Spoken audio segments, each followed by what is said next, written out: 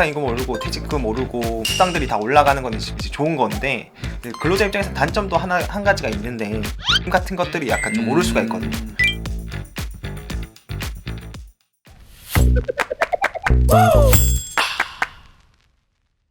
안녕하세요. 딸깍세무 김태규 최현석 세무사입니다. 오늘은 2024년 12월 19일자로 전원합의체 판결로 변경된 통상임금 관련해가지고 얘기를 나눠볼 건데요. 먼저 통상임금이 무엇인지 최 세무사님께서 말씀해 주시죠. 네, 통상임금이라는 거는 이제 급여만 이제 통상임금에 해당이 됐었는데요. 이제 일단 정기적인 상여나 이런 것들을 이제 포함 지출하는 그런 비용들을 다 이제 임금으로 합산시키는 게 이제 통상적 임금이라고 보면 되겠습니다. 정기적 일률적으로 사전 근로의 대가 또는 이제 총 근로, 우리가 흔히들 얘기하는 상여 이런 것들 다 포함된 대가를 뜻하는 게 이제 통상임금이라고 칭해놓고 있거든요. 통상임금을 확대되면서 어떤 변화가 있을까요? 근로자분들의 급여가 조금 올라가게 되는데요. 대표적으로 일단은 퇴직금 산정에 관련돼 가지고 총임금이 올라가게 되시니까 퇴직금도 올라가게 되시고요. 그 법정수당 관련해 가지고 휴일, 연차, 야간 수당이 차례대로 이렇게 올라가게 됩니다. 그러면서 근로자분들이 받고자 하는 그런 통상임금 전체적인 급여가 올라가는 효과가 있게 되는 거죠. 그러면 이거는 이제 수당에 관련된 그 해당 업종들만 특화돼가지고 적용받을 수 있는 건가요? 그쵸. 보통 이제 기존에 정기 상여라고 해가지고 같이 받으셨던 분들, 그리고 야간 수당 있으신 분들, 대표적으로 제조업이나 유통업들이 있는데요.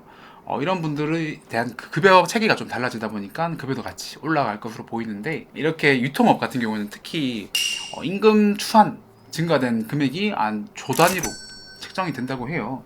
그러다 보니까 아마 경영업계에서는 조금 반기는 분위기는 아닌 것으로 보이긴 합니다.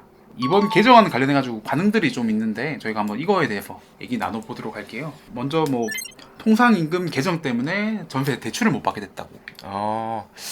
이거는 이제 통상임금과는 전혀 이제 무관한 거라고 생각을 하고요. 이제 대출 관련해서 이제 소득 요건을 이제 제출했을 때도 상여나 이런 부분들은 다 이제 포함되기 때문에 이것들은 이제 잘못 알고 계시는 것들이라고 생각합니다. 그렇죠. 보통 왜냐면 대출 받을 때 원천징수 영수증이나 네, 이런 것들 다 제출하기 때문에 아마 이거 때문에 급여 올라가지고 못 받게 되는 경우는 없다고 보이거든요. 네.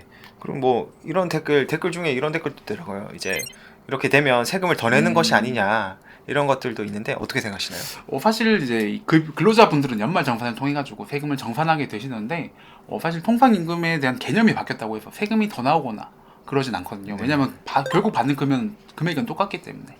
그래서 아마 이것도 잘못 알고 계시는 것 같아요. 상여를 이제 받으실 때도 다 이제 사대보험이나 이제 이런 것들을 다 떼고 세금을 다 떼고 주시는 거기 때문에 이것도 잘못된 이제 정보신 것 같고, 퇴직금이 오르는데 내막을 모르는 다른 사람은 무조건 이제 까댄다, 이런 댓글들도 있는데 이제 어떻게 생각하시나요? 그렇죠.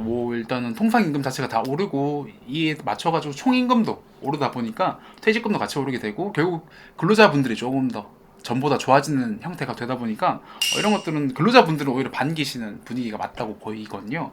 물론 이제 임금이 오름에 따라 이제 당연히 퇴직금에 붙는 금액 세금도 올라가는 건 맞지만 그래도 결국 얻어가시는 이득이 더 많기 때문에 결국 너무 나빠할 것으로 생각 안 해주셨으면 좋겠어요.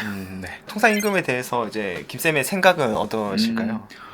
저는 좋은 것 같아요. 왜냐면 기존에 사실 없던 개념 자체가 13년도에 고정성이라는 개념이 들어오면서 회사에서 다 이제 정기 상여금이라는 명목으로 통상임금을 제외하고 근로자들의 통상임금 자체가 깎여가는 행태가 있었는데 이번 판결을 통해 가지고 고정성이 다시 빠지면서 통상임금 자체가 좀 더 뭔가 정상화되지 않았나라는 생각이 있거든요. 물론 이제 근로자 입장에서는 좋은 거죠. 이제 근데 통상임금 오르고 퇴직금 오르고 그렇게 해서 이제 어떤 수당들이 다 올라가는 건 이제 좋은 건데, 근로자 입장에서 단점도 한 가지가 있는데 연금 같은 것들이 약간 좀 오를 수가 있거든요. 그래 이런 것들도 이제 있으시니까. 다만 이제 저는 이제 사업하시는 이제 대표님들 입장에서 생각을 해보면 이건 너무 이제 조금 이것까지 다 주면 남는 게 없으실 것 같아요. 남는 게 없으시고 사업자들이 이제 거의 땅 파서 장사하는 게 아니기 때문에 소규모의 업체들은 이제 거의 마이너스, 그러니까 직원들 월급 다 주면 자기한테 남는 게 거의 없다고 생각하시거든요. 실질적으로 그러시는 분들도 많고 그러시니까 근로자 입장에서 좋지만 이제 사업자 입장에서는 많이 이렇게 불리할 거다라는 생각이 듭니다. 이렇게 오늘 통상임금에 대해서 알아봤는데요. 다음 주제에 대해서도 더 유익하고 재밌는 주제들로 찾아올 테니까요. 이제 앞으로 많은 관심 부탁드리고요. 지금까지 최원석, 김태규 세무사였습니다. 감사합니다. 감사합니다.